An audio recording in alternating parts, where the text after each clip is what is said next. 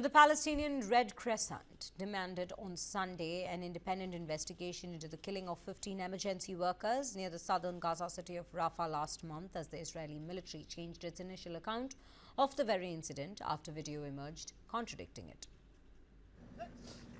Israeli Prime Minister Benjamin Netanyahu flew to Washington, D.C. on Sunday, where he's set to meet with U.S. President Donald Trump to discuss issues including tariffs and the Gaza war.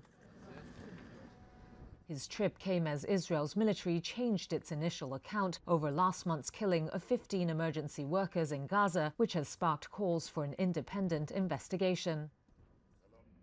The paramedics and emergency responders were shot dead on March 23rd near the southern city of Rafah.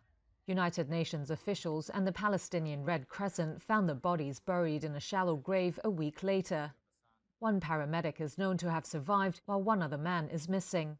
The Israeli military initially said its soldiers had opened fire on vehicles that approached their position suspiciously in the dark without lights or markings.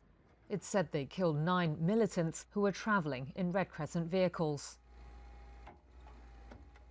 But video published by the Red Crescent on Saturday showed emergency workers in their uniforms and clearly marked ambulances and fire trucks with their lights on being fired on.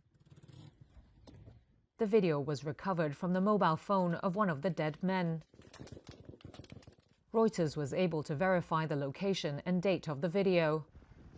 An Israeli official late Saturday said the initial field report did not include any description of vehicle lights.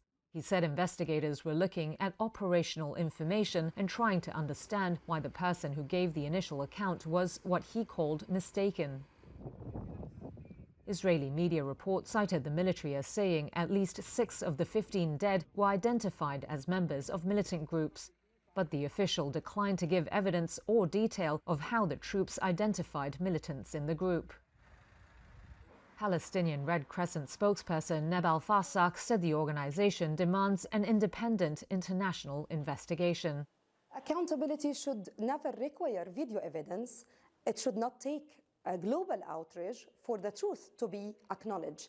She called on the international community to intervene and compel Israel to respect humanitarian law that bars the targeting of emergency and medical workers during conflicts.